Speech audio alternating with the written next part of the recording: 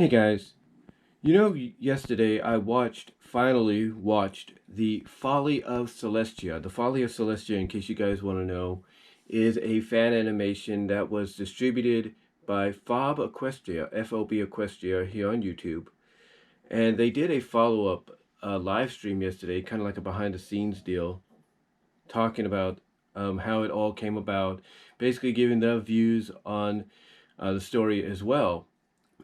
And I have to say that if you've not seen the Follies of Celestia, I recommend you do. The Follies of Celestia, in my opinion, is very well done. Now, from what I understand by listening to parts of the live stream yesterday, it took years for this overall project to come together.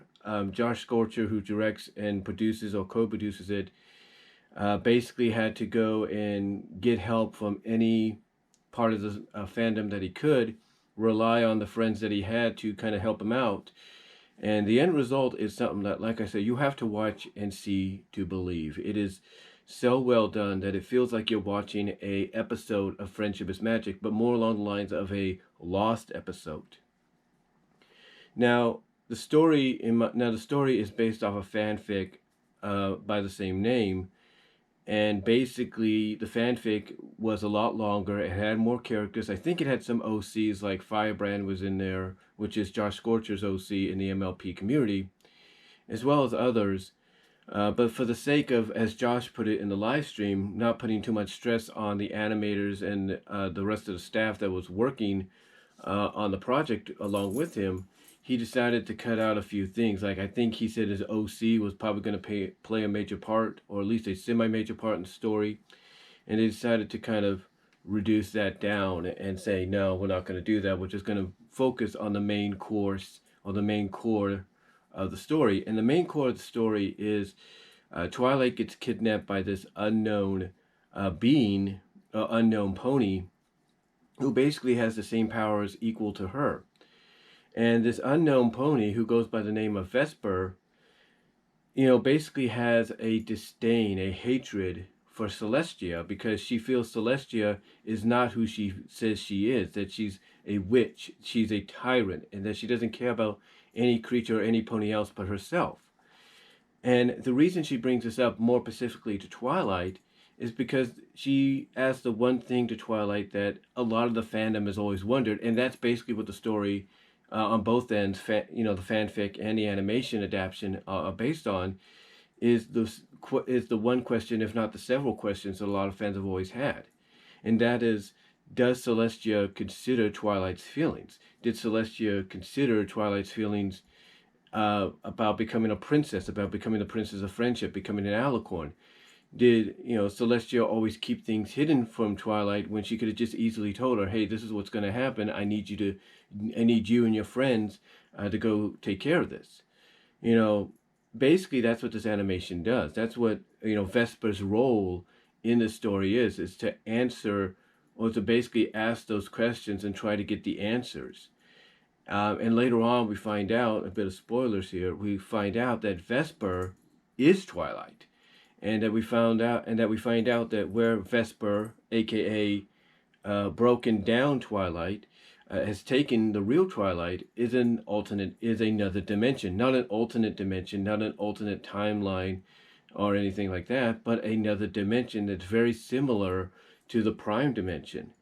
And the reason she did this is later on towards the end, as Twilight reveals that she kind of figured out who Vesper is because Vesper basically acknowledges a lot of the events that Twilight and her friends went through as if she was there herself. And one thing about Vesper, when we finally get the overall reveal of who she is, because she has this cloak on her body and over her head to kind of hide her identity. Later on, when she removes it after Twilight figures out who she is, much to her shock, well, much to her surprise, because she's like, the only conclusion is, you're me. And again, she removes, after that revelation, she removes the cloak and everything. And what we see is not just a disharmony, almost a disharmonic version of Twilight, but we see a disharmonic version of Twilight who's cut her rings off. She's cut her alicorn wings off as a symbolic way of saying, hey, I never wanted this. And I know deep down you never wanted it. So, I mean, she even acknowledged, well, that's kind of the illusion you get. But she also kind of tells Twilight, look, I'm not you. I'm what you should be. I'm what you should have been. I'm the one I'm the pony that you should have become by standing up to Twilight, the Celestia, I should say, and telling her, no, I don't want this. Now, of course, Celestia and Luna do track down Twilight and find where she was taken. And Celestia does ask Twilight, because when Vesper, broken down Twilight, sees them for the first time, Vesper feels, hey, look, this is the perfect opportunity for you, Celestia, to admit your faults, to admit that you took advantage of us and you weren't straight with us. You weren't truthful with us. You didn't tell us everything we needed to know. Or basically, is the one question that a lot of fans have had, and like I said, I believe this is what Vesper's role was, is, Celestia didn't consider Twilight's feelings or console with her whether or not this is what she wanted, or whether or not she would want to take on this responsibility of being the Princess of Friendship. And like I said, Celestia has this poignant moment with Twilight when Vesper points out something. She points out in a flashback, and that's one thing about the Folly of Celestia, is the animation is, like I said, it feels like you're watching an episode. It's not on par as to what the later seasons would be, but it feels like, it feels like you're watching an actual episode from earlier seasons. But like I said, obviously, what I'm trying to say is it obviously takes place during the later seasons, more likely between seasons 8 and 9, if not between season 9. But anyway, getting back on point here, Vespa points out, who Celestia has selected to be the Princess of Friendship. That she has selected someone that mentally, as she put it, is unstable to become the Princess of Friendship. She even points out that because of that mental unstableness, one of the first spells that Twilight had created, I think maybe as the Princess of Friendship or before, was the Needed Wanted spell. So basically her question was, why would you choose us, me, us, basically Twilight, both versions, if you will. Why would you choose us to be a princess? Why would you do that without realizing you were choosing possibly the wrong pony for the job? So yeah, it digs really right into a lot of stuff, into a lot of the questions that fans have always had about whether or not Celestia considered Twilight's feelings towards this change that she went through. Now, Celestia does do a good explanation to, kind of explain why she did this to Vesper, aka Broken Down Twilight. She does her best to explain that, she saw potential in her, and that she saw a pony that the more she learned, the better she got at, what she was learning, and the more, basically eligible, I wouldn't say eligible, but the more worthy she was becoming of being that Princess of Friendship, because she was learning about friendship in a natural way. And yes, it took lessons, it took tests and all that to kind of help her out, but Celestia saw that potential. She saw, basically, she didn't say it in the story, but she basically saw the heir to the throne, if you will, of Equestria. Now, she didn't say that in the fan animation, but that's basically what she's alluding to.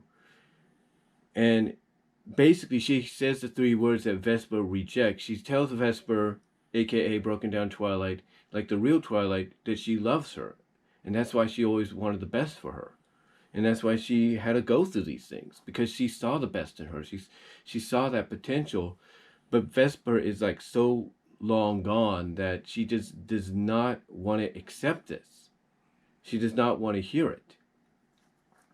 Now, what's interesting about this is we kind of get an idea of exactly why Vesper, Broken Down Twilight's become the way she has become, the way she's become so resentful, is she has this thing on her neck. And when, Twilight tells Celestia, because like I said, Celestia asks Twilight whether or not she resents her for putting her through what she did, and Twilight's like, no, I never could. And she explains why. And after she explains that she could never resent her and that she always knows she'll be there for her, they have an embrace. Vesper just loses it, but what you see, but what you hear out of her voice and then what you see out of her eyes is very similar to what you've seen with Sombra, with the power that influenced Sombra. And basically, as I was saying, you kind of see this thing on Vesper's neck that at the end, when she takes it off and throws it at the mirror and shatters the mirror, it's almost like she's accepting that this is not who she wants to be, that maybe, she has a chance to redeem herself and become perhaps what Celestia intended her to become. Because at the end, after they kind of leave the room, because Twilight asks Celestia if there's anything they could do for her, and Celestia says there's not. But then she shoots like what looks like to be a sun symbol into the sky, and then tells Twilight, but I think I know someone that can. And at the end, when they leave this broken down Twilight, to sob and whimper and basically keep saying she doesn't love me, she doesn't love me, she doesn't love me, in comes that dimension Celestia, that I guess kind of comfort her and make her realize you're wrong. We are here for you. I am here for you. And then, like I said, at the end, you see Vesper, broken down Twilight, look up, see Twilight, see that dimension Celestia being there for her, takes off the necklace, and then throws it at the mirror and shatters it. Because to me, what that symbolizes is, hey, she's accepted maybe, maybe it isn't Celestia's fault, and maybe she, as the real Celestia, as Prime Celestia pointed out, that this is something that she wants for her because she sees that potential. And that if anybody could help bring Vesper, broken down Twilight, back to sanity, back to acceptance, then it's Celestia herself, even if it's from another dimension. But overall, the story is really good. I know I may have spoiled a little bit of it, but you have to watch it, though. You have to overall watch it yourself because it's so well done. I mean, the animation, like I said, feels like you're watching an episode of MLP, if not a lost episode of MLP. And from a continuity standpoint, if you wanted to place it into the show's continuity, it feels like it takes place in between the final seasons. Mostly, it feels like it takes place between seasons 8 and 9, if not somewhere in the middle of season 9, like maybe during the mid-hiatus or something. That's where it feels like it takes place. And like I said, the animation, makes it feel like you're watching an episode. And the people they chose to voice the characters, I think, did a great job. Now, of course, with any fan animation or any fan project that involves voicing characters, you're not going to get the actual voice actors or actresses to come in and voice those characters.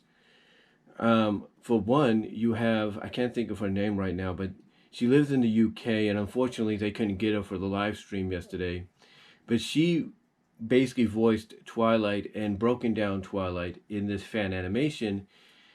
And the one thing that Josh and a lot of them did give credit to and allude to for this girl is, even though she has a British accent, that the moment she started voicing Twilight, that accent went away. And in my opinion, it sounded like you were not listening to this girl. It sounded like you were listening to Tara Strong, in my opinion. You were listening to Tara Strong being Twilight, and being the opposite of her, the broken down Twilight, the Vespa character. It sounded like it was Tara Strong voicing it. When you had Ink Rose, who they got to voice Celestia, you could tell it's a different voice, but you could definitely feel like it sounded like Nicole Oliver, but with a deeper tone in it, like a more serious tone. And I have to give Ink Rose credit. She did such a great job, in my opinion, as Celestia, that even though you could tell it was probably somebody different, it felt like Nicole Oliver was there. It felt like Nicole Oliver was voicing the character, but doing it in a more serious, somber tone.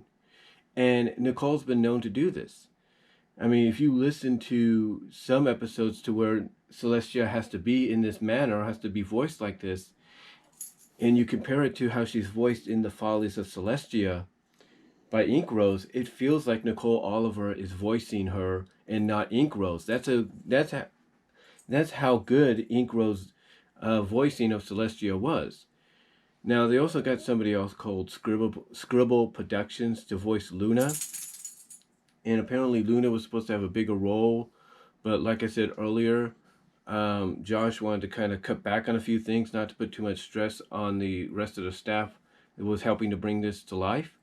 So she only had a few roles and she only had a few moments in there. Like one of the moments was she had to use her magic to restrain Vesper so Celestia could talk to her and explain why she did this, as well as send out that signal to that dimension to Celestia to come in and help, the beginning stages of bringing Vesper, broken down Twilight, back to sanity, back to acceptance, back to reality.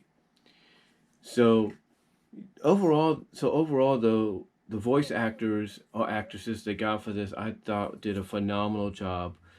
And I can't say any more than that because it felt like you were listening to the actual voice actors or actresses voicing the characters, even though you knew it was people out of the community. It's overall I'm just gonna say it. They just did a phenomenal job, and maybe Hasbro needs to look into the Brony Pegasister community, the MLP fan base, and say, hey, we could get this person on board to do maybe one role or one character for an episode in a future MLP series, maybe G5, and go from there. That's how good of a job that they did, in my opinion. Now, like I said, going back to the animation, I thought it was great. They definitely took cues from Magic Mystery Cure, the season 3 finale, where at the end Twilight becomes an alicorn. They definitely took inspiration from that because if you listen to the ballad of Celestia, where she's showing Twilight all the moments that she's gone through before helping her ascend into alicorn status, you see all these moments from previous episodes going by and everything.